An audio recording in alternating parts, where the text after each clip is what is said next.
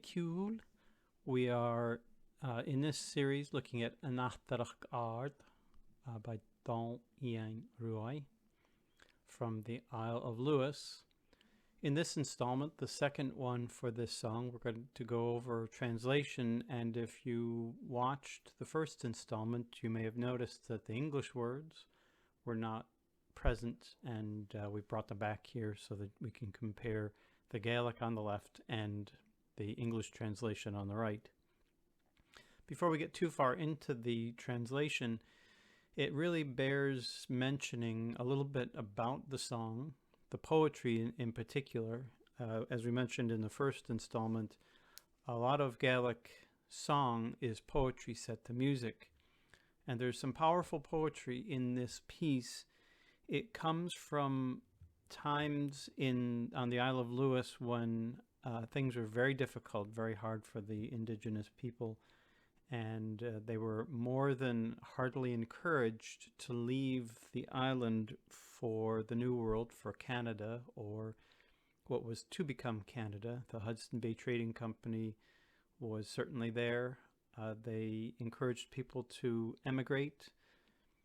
And this song is really about the Isle of Lewis, Uig in particular, that was left in the wake of that emigration.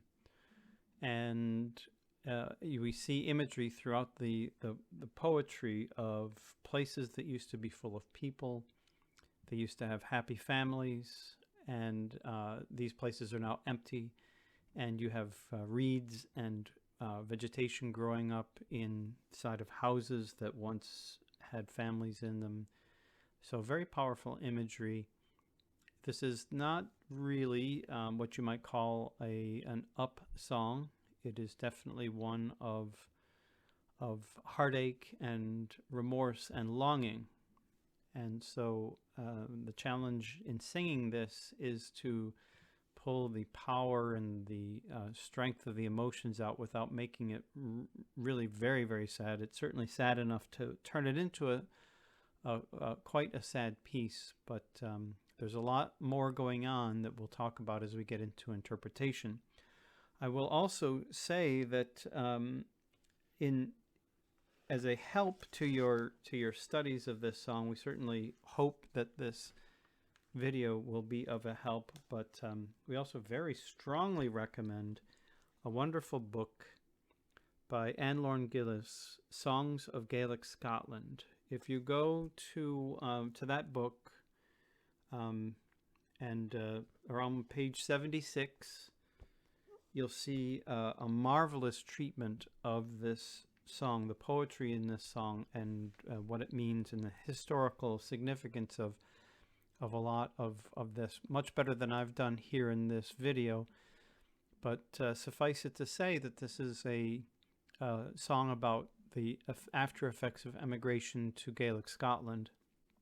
It was composed by Ataireachd on the Isle of Lewis when his uncle returned after having lived in Canada for a while, and noticing the change that had come to the island, and his uncle was quite moved and quite saddened by the sights, and this in turn moved Donald MacIver to compose this song. So that's kind of the background of the poetry behind here, and we'll just go verse by verse again as I've selected them. And again, you don't have to pick my verses, but these are ones that I've picked to sort of highlight the song and the theme in the song. So we'll just go through the translation here. Ataireachd Àrd, the everlasting surge. So Ataireachd is the surge of the sea, and Buan means everlasting, lasting.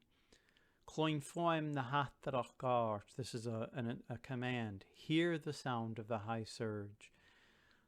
Now we have Àrd paired with Ataireachd, so it's a high surge of the sea, foim, sound. Ataireachd, the thundering of the ocean. Mar cholas lelm senam fasht. Chola, cloin, is our verb here, hear or heard. Leum, this is a construct. This is poetry. This, you wouldn't hear somebody say it quite this way in conversational Gaelic, but as I heard as a child. Gun vuhug gun druas, gun vuhug gun druas. Without change, without mercy. Druas is mercy. Muhug is change. As luashrig ganyev natrad. Sluashrig. You can almost hear the sound of the sand slushing on the sea, mingling with the sand of the beach. Trad is beach or shore. Ganyev, sand. And then we repeat Ataireachd Àrd, Cloin foim na Ataireachd Àrd. And same translation. So powerful imagery. Now there's nothing in this first verse that would make you think, well, this is going to be an emigration song. But it certainly sets the stage for the sea as a subject of imagery, ever the same, never changing. The same way that it was as a child, the same way that it was now as an adult. And as you might be able to expect, he's going to contrast that with the way that the towns and the land and his environment have changed compared to the sea. But let's move on. Gachwad leastuag, each force of its breakers. Blad is sort of a cognitive load, and stuag is the breaker. Whole luashgach faramach ban. Luashgach quaking, faramach noisy and white, and he's building the image here of each crashing wave onto the beach. Na chavek go cruai she gruamach dosroch gun ska. In such great haste, gruamach forbidding, dosroch cresting, gun ska exposed. Ach strich giel luas sec bruich na huye vekach. Submitting to its speed at the edge of each eddy. And now we translate or transition over to the comparison to people and the people who are there. Mar chugel en sluag va uad savala sa tav. Like the people who passed on, who once lived in this place. So again, imagery of things changing, things speeding on, things going from one state to the next. Now he's bringing up the subject of the people who have changed and who have moved on and who have, in some sense, flown away to a different land. Now we get straight into, in the next verse, we get straight into talking about Ataireachd Àrd. Ataireachd Àrd, the western forests. Here he's clearly talking about Canada. The Chaye Gruamach, the bad-tempered forest, or the gloomy forest. Canada was known to be just simply a land of trees. Dúich nan cruv.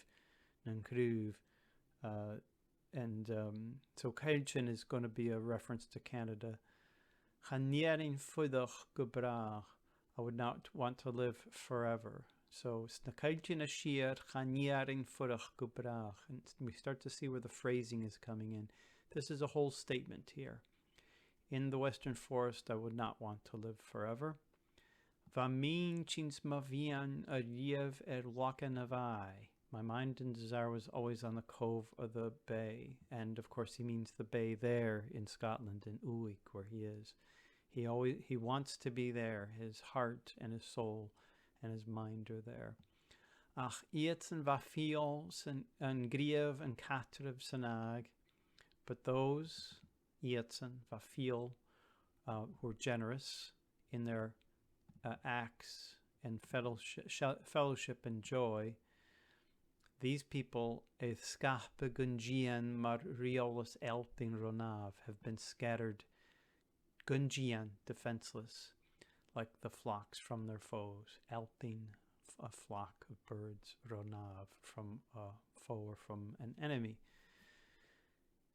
So what he's saying here is there are good people, fine people, and generous people who have just been scattered to the four winds. And then, as you can imagine, in all of the verses in the full poetry that you can see in Anne Lorne Gillis's book and in other places, there's much more detail about what's happened and what he thinks of all this. And certainly I encourage you to go back to the poetry and select whatever verses make sense to you and whatever speaks to you. But let's move on. Shelach is luached, kluaren muren is star. So he's listing all of the vegetation, willow and rushes and thistles and marum and just weeds. And he's saying that all of this vegetation tachtgnam fuoren and duer mi imig joch fach. Beautiful imagery here. All of this vegetation has choked the wells and the springs where he often got joch fach. Patch is to be thirsty, and a joch fach is a drink that slakes your thirst or satisfies your thirst. So all of the springs and all of the wells have been grown over. And he moves on to Natochtichen, the ruins of the houses. Natochtichen voor le borgelens kushach gambar. The ruins, the houses that have been abandoned, which are now cold, are choked up or grown over with groundsel and reeds, all the way up to Mbar, the top, all the way up to the rafters. Sinjauntakach gach ruag fas sua sachakel chvabla. Red nettles, again, vegetation, growing in their hearts, little typo there, that were once warm. So this verse I've included because it's really showing how what he's saying is nature has come and taken over all of the places that people used to visit and where they used to live and where they used to raise their families. And it's been so bad that it's all just gone back to the natural world. There's a sort of permanence there. They're not just gone for a little while. They're not just gone maybe for even just a generation. There's a sense of permanence that they're not coming back, and nature is just going to reclaim all of these places that used to be full of people. Final verse. Ach shuli mi uat, but I will journey from you, I will go away from you. Uat vuat. Chaluash mi tiyig natrad.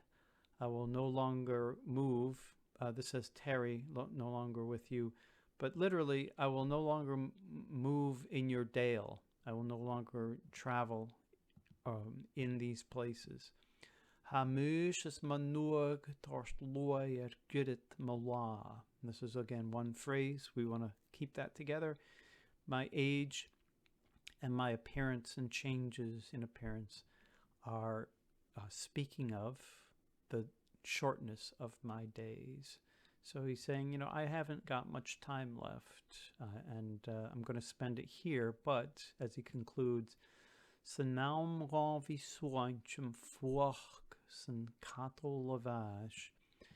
the time comes for me to be stretched out, in the coldness and the sleep of death, Malepi gensuas ri fuim na Ataireachd Àrd. Make up my bed by the sound of the high surge of the sea. So he wants to be there so much that even in death, he doesn't want to be parted from it. So as you can see, powerful poetry and powerful thoughts. There's more. Like I said, there are other verses that you can select. In some ways, this is an easy song to acquire and understand and transmit because of the clarity and strength of the emotions. But it can be quite challenging to do it in a way that doesn't seem to be sort of overwrought.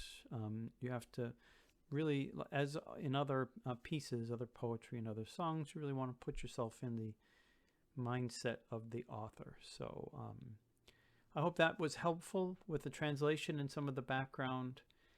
As we move on, the next installation will be to take the poetry apart a little bit and look at where the phrases and where the thoughts are, so that we can more accurately describe what the author is trying to say by picking and saying the correct phrases that convey those thoughts. So we will be back again with a third installment, and again, hope to see you soon.